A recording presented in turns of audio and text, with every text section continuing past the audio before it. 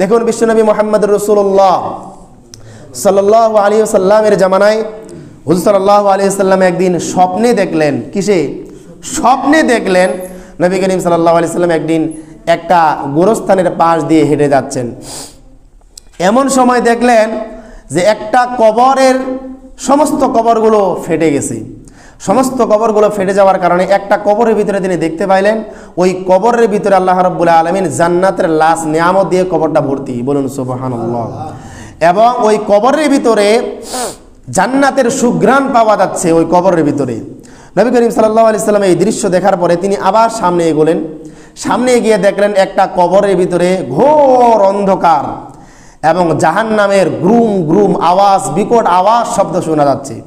নবী করিম সাল্লাল্লাহু আলাইহি ওয়াসাল্লাম প্রথম ব্যক্তিকে জিজ্ঞাসা করলেন, তোমার কবরের ভিতরে এত লাশ নিয়ামত আল্লাহ তাআলা দিয়েছেন কি কারণে? ওই ব্যক্তিরা বলল যে, ইয়া রাসূলুল্লাহ, দুনিয়াতে আমি তেমন কোনো আমল করতে পারিনি, কিন্তু আল্লাহ রাব্বুল আলামিন দুনিয়ার সৌন্দর্য স্বরূপ, দুনিয়ার নিয়ামত স্বরূপ আল্লাহ রাব্বুল আলামিন আমাকে একটা পুত্র সন্তান দিয়েছে, অথবা সন্তান আমাকে দিয়েছে। সেই সন্তানটাকে আমি নেক সন্তানে পরিণত করার জন্য আমি চেষ্টা করেছি। আমি ওই সন্তানটাকে দ্বীন শিক্ষা দিয়েছি, নামাজ শিক্ষা দিয়েছি, কোরআন শিক্ষা দিয়েছি, হালাল হারাম শিক্ষা দিয়েছি। ওই সন্তানটা আমার জন্য দোয়া করেছে। ওই সন্তানের দোয়ার বরকতে আল্লাহ রাব্বুল আলামিন আমার কবরটাকে জান্নাতের বাগান বানিয়েছেন, বলুন সুবহানাল্লাহ। যেই বান্দার কবরটা ঘোর অন্ধকারে জাহান্নামের গুরুম গুরুম আওয়াজ শোনা যাচ্ছে, তাকে জিজ্ঞাসা করলো রাসূলুল্লাহ সাল্লাল্লাহু আলাইহি ওয়াসাল্লাম, তোমার কবরের ভিতরে এত এত কবরের আযাব কেন তোমার কবরের ভিতরে? বলতেছে, আমাকে দুনিয়াতে আল্লাহ রাব্বুল আলামিন যে নিয়ামত দিয়েছে, এই নিয়ামতের শুকরিয়া আমি আদা করতে পারিনি। আমি আমার সন্তানগুলোকে মানুষ করতে পারি নাই। আমার সন্তানগুলো দুনিয়ার ভিতরে মদ খায়, সন্তানগুলো গাঁজা খায়, সন্তানগুলো মিথ্যা কথা বলে। ছোটবেলায় সন্তানটাকে মক্তবে পাঠাই নাই, আমি নুরানি মাদ্রাসা হয়েছি, নুরানি মাদ্রাসায় পড়াই নাই, আমি দ্বীন শিক্ষা দিতে পারি নাই।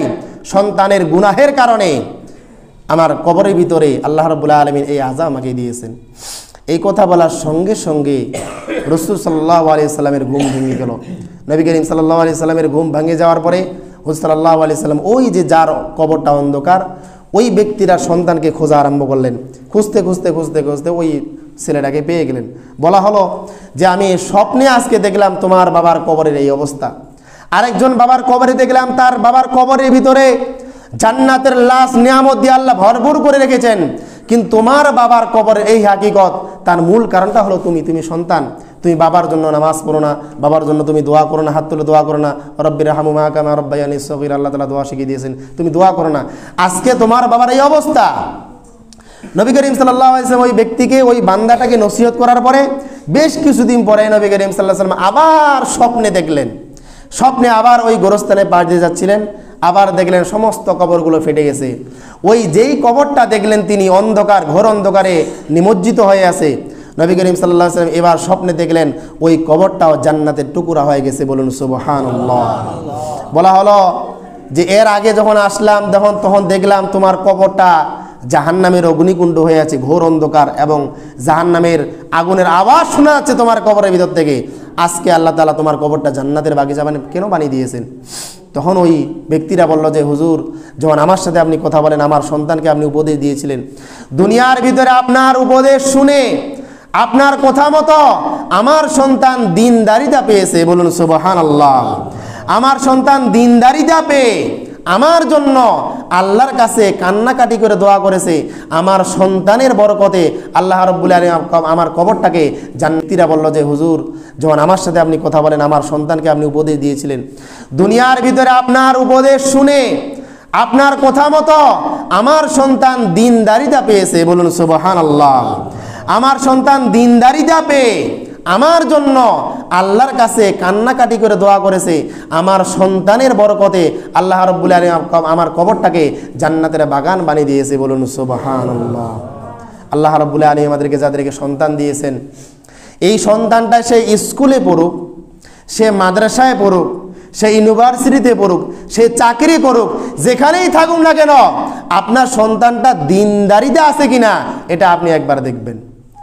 আর যদি আপনার সন্তানটা ছোট হয়ে থাকে, যদি মাসুম বান্দা হয়ে থাকে, মাদ্রাসায় দেবেন, স্কুলে দেবেন, এরকম বয়সের হয়ে থাকে, তাহলে অবশ্যই আমি এই মসজিদের ইমাম হিসাবে, খতিব হিসেবে আমি আপনাদেরকে পরামর্শ দেব, আপনারা বাচ্চাটিকে সর্বপ্রথম এমন একটা প্রতিষ্ঠানে দেবেন যেই প্রতিষ্ঠানে বাংলা শেখানোর পাশাপাশি আরবি শেখানো হয়। এমন একটা প্রতিষ্ঠানে দেবেন যেই প্রতিষ্ঠানে ইংরেজি শেখার পাশাপাশি আরবি শেখানো হয়।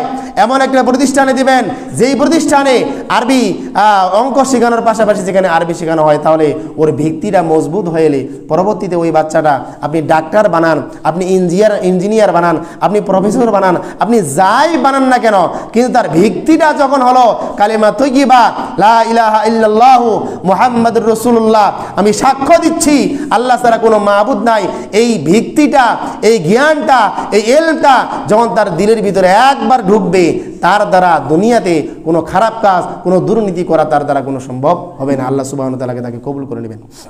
এই জন্য সম্মানিত হাজরিন, আমাদের অবশ্যই যাদেরকে আল্লাহ রাব্বুল আলামিন সন্তান দিয়েছেন, আমরা এই সন্তানগুলোকে যেন মানুষের মতো যেন মানুষ আমরা বানাতে পারি, আল্লাহ রাব্বুল আলামিন সেই তৌফিক আমাদেরকে দান করুন, বলুন আল্লাহুম্মা আমিন।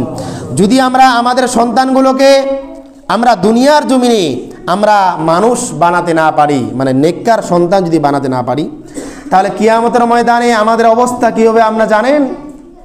আমি বাবা আমার সন্তানটাকে যদি নেককার সন্তান বানাতে না পারি, দিনদারিতা প্রবেশ করাতে না পারি আমার সন্তানের ভিতরে, ওই সন্তানটা কাল কিয়ামতের ময়দানে আমার নামে, আপনার নামে, বাবা মার নামে কিয়ামতের ময়দানে আল্লাহর দরবারে নালিশ হয়ে দাঁড়াবে।